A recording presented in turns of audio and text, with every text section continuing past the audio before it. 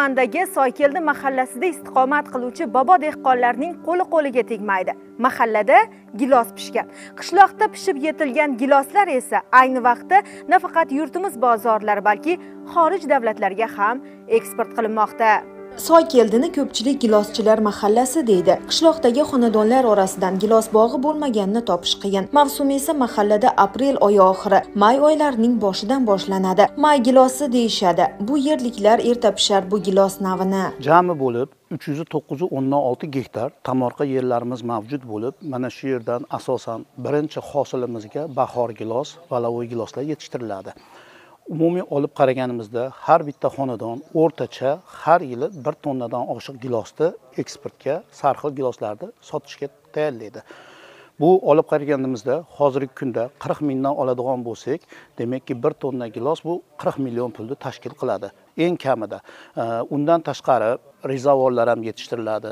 Sabzi, piyoz, kartoshka, aholi o'zini tirikchiligi uchun, iste'moli uchun yaroqli bo'lgan hamma dehqonchiliklarda, xonadonlarda qilinadi. Shahobiddin akaning bolaligi gilos bog'larida o'tdi. Otasi mirishkor bog'bon edi. 51 yoshli yurtdoshimiz esa bugun mahalladoshlariga gilos yetishtirishning sir-asrorlarini o'rgatadi. Xonadoni tomorqasidagi gilos bog'laridan esa yaxshigina daromad oladi. Bahorgi daromadimiz gilos bo'lsa, kuzgi daromadimiz anor, behi, limon. Yaxshi ishlasangiz 150 million, 100 million tepasida 200 milliongacha daromad qilsangiz bo'ladi. 15 sotina tomorqamiz bor. 15 sotina tomorqada hammada bo'lmaganda 30 tup, 40 tup aralash qilib ekkan gilos, anor, behi qilib. Bog'dorchilikda yaxshi daromadning asosiy sababi yaxshi parvarish deydi Shahobiddin aka. Yana gilos daraxtiga nihollik paytidan e'tibor beriladi va yaxshigina daromad olinadi. O'zi sharoitimiz yaxshi. Agar kuchli sovuq ketsa, tutantiriq qilamiz. Hashiylardan tutantiriq, isiriq tutatamiz.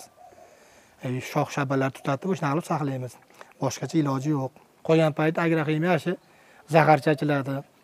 Mana urchitish uchun ganapilus degan vitaminlarimiz bor. Gullagan paytda shuni chachamiz. 3 marta, 4 martadan. Soykeldi mahallasida ishsizlik degan muammo yo'q, sababi odamlar yilning 4 faslida tomorqada band. Erta bahordan boshlangan pishiqchilik mavsumi kech kuzga qadar davom etadi. Mahallada pishib yetilgan mevalarni saralash, qadoqlash ishlari esa mahalla ayollaridan ortmaydi. Mavsumda qo'shni mahallalardan ham qo'shimcha ishchi kuchi jalb qilinadi qishloqqa. Biz oilaviy hammamiz ishlar bilan bandmiz. Ertalabda uzishni boshlaymiz. Shu bilan obeddan keyinga boshlab kelinlar bilan biz ajratib tayyorlab beramiz. Idishlarga maxsus idishlarimiz bor. O'zi korzinkalarimiz maxsus.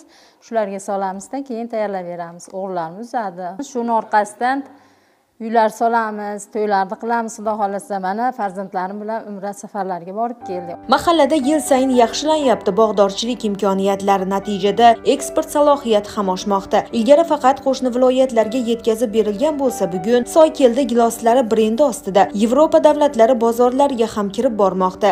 Olis qishloqning 15 xilga yaqin navli giloslari. Asosan Rossiya Federatsiyasiga ko'proq eksport qilar edik. Bu yildan boshlab okean orti mamlakatlari, Amerika Qo'shma Shtatlariga ham, bundan tashqari Sharqiy Osiyo mamlakatlariga, Singapur, Tailand, Malayziya, Bangkok, Janubiy Koreyalarga ham o'zimizni quvani gilosini yetkazib olib boryapmiz. Quva tumanimizda 20 dan ortiq eksportyor korxonalar bo'lib, bular asosan Quva tumanida yetishtiriladigan meva mahsulotlarini eksporti bilan shug'ullanadi. Shu jumladan bizni Soykeldi mahalla fuqarolar yig'inimizda bir yilda 400 tonnadan oshiq gilos mahsulotlarini chiqaramiz.